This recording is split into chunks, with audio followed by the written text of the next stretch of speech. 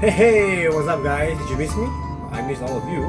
Today we're back again with another Gamersaurus guide, and this time we're taking a look at Warhammer Age of Sigmar in its new 3rd edition.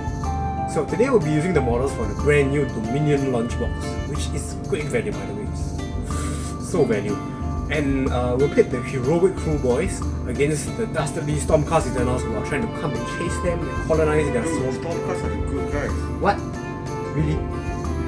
Stormcast are the good guys?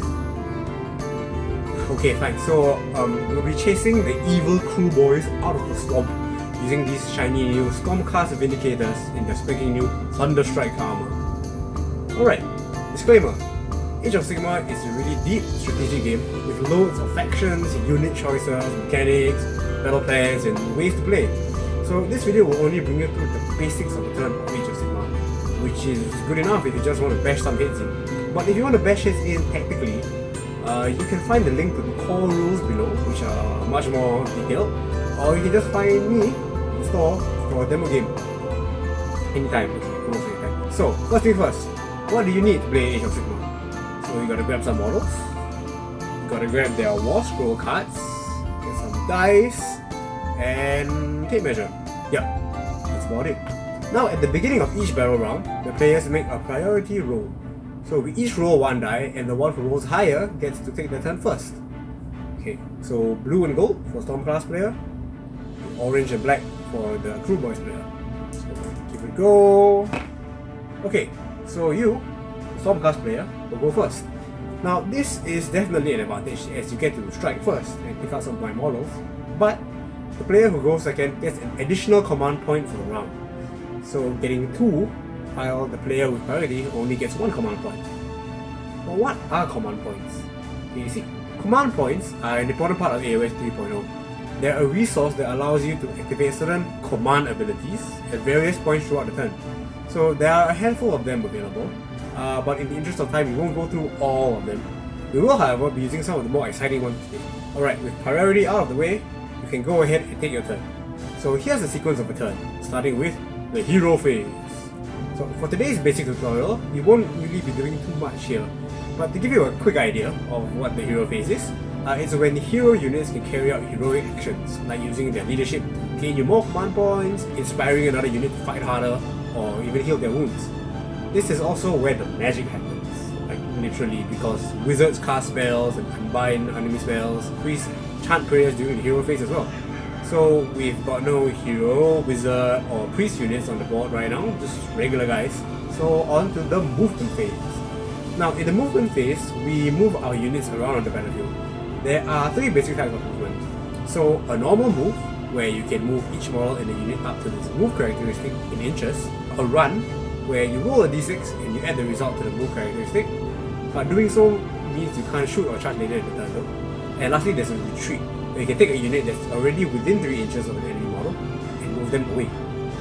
Say, alright, let's try to make a normal move with your Vindictors and set them up for a charge. So each of them can move 5 inches, as noted on the war scroll. So we'll use this tape measure and do like so, making sure that they all end their movement in unit coherency.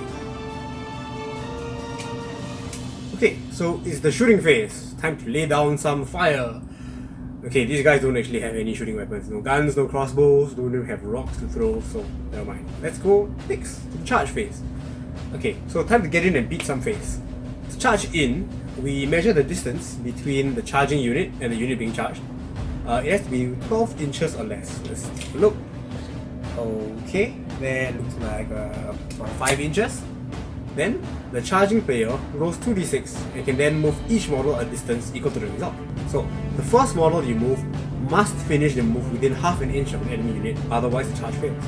So, okay, should be easy enough to make this charge, so let's go ahead. Okay, that was not great. Okay, so here's the thing. Here is where the command abilities I mentioned earlier can come into play. So there's a command ability called Forward to Victory, where you can spend your command point to give it another go. So spending your command point, you reroll, and that's more like it. Alright, it's clobbering time. So in the combat phase, players alternate picking units to fight with. So you'll get to fight with your Vindictors, and then I'll fight back with my Cut Rippers. So after picking a unit to fight with, you can have the models in the unit pile in or move up to 3 inches closer, you know, to get the optimum punching angle. So let's just move these guys a little bit. Okay, but hold up a moment. As you're declaring your attacks, I'm going to use a command ability on behalf of the crew boys. So, the Gut Ripper boss, this guy over here, he is going to issue an all-out defense using 1 command point. We'll get back to this in a minute. Okay, so it's really punching time now. Let's take a look at the Vindictor's War Scroll. So, first we need to pick a weapon to punch with. These guys have Storm Spears and only Storm Spears, so let's take a closer look at the weapons profile. So we see that each of them can make 2 Storm Spear attacks, and the Vindictor Prime has an additional attack. So we roll 11 dice here. So we're trying to hit a target number or higher, shown here in the to hit column. So we're hitting on 3s or higher, it's shown in the 3 plus. So we've got, looks like 7 hits. Okay, so now a few of these are 6s, and these will be relevant for the Vindictor's Storm Soul Arsenal ability. So they do mortal wounds, meaning that they automatically deal damage, and we don't have to do any other rolls with them. So let's set these aside for now, we'll count them in later. Now, to see if the rest of those hits manage to wound the targets, we need to take those successful rolls and roll them another time. This time trying to get the number shown in the to wound column, which is again a 3 or higher. So let's roll 5 of these dice, and all 5 succeed. Wow, okay, so all of them succeed. But that's not all. Now it's time for the crew boys to make some saves. Now this is them blocking or resisting their attacks. So we take a look at the save characteristic on the Gut Ripper's War Scrolls. So that's the number we have to roll. So the Storm Spears have a rend value of -1 though, so that -1 is going to be applied as a negative modifier to the Gut Ripper save rolls. So basically, you see it was trying to roll 5 plus, actually we need to roll 6 or higher. But wait, remember that all-out defense that I issued earlier? I mean that the Gut Ripper boss issued? That adds 1 to the save rolls for this phase. So they actually cancel each other out. So we're still trying to roll 5 or higher this time to save the Gut Rippers. Trying to defend themselves. Alright, try to roll, and wow, that's actually a pretty good number. 3 passes. There are 3 passes and the rest fail to save. So actually 2 attacks are successful. So each successful attack deals 1 damage according to the War Scroll. So that's 2 damage total. And bring in the mortal wounds from the headshots earlier, and tada, that's 4 damage. So each of the Gut Rippers has 2 wounds, so 2 of them are destroyed and removed from the table. Now, within the same turn, I have the Gut Rippers fight back. So we follow the same sequence of steps. We pile in, each of them can move 3 inches closer.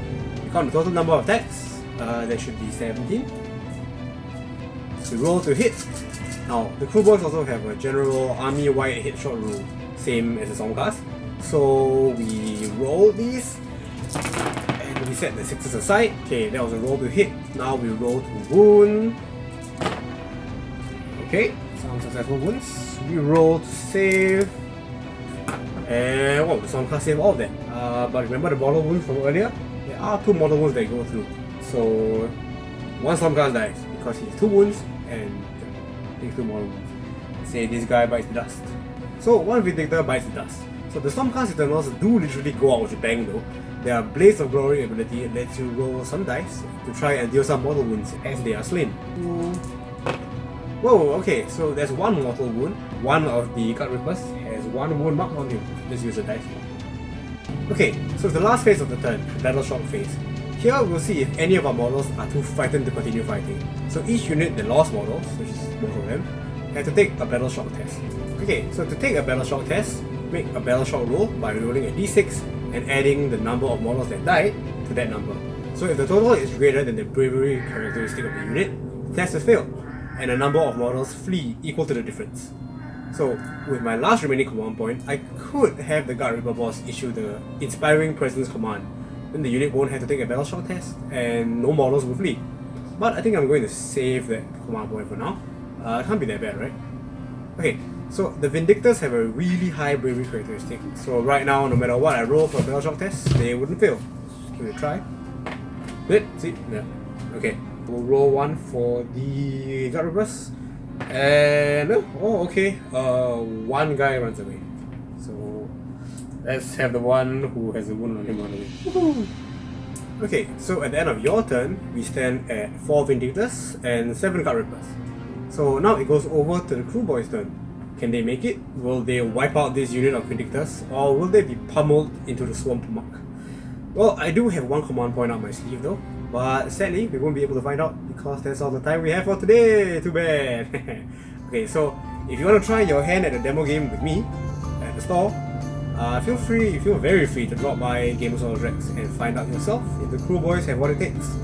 So in the meantime, check out our other Gamersaurus guides, the Warhammer 40k, the Warcry, there's a few of them, as well as our new video series about a group of players starting out a new army of AOS. So peace out, and may you all roll well. Okay, what are we doing though? Now, at the beginning of each battle round, the players make a priority roll. At the beginning of each battle round, the players you can have the models in the. So we took a look.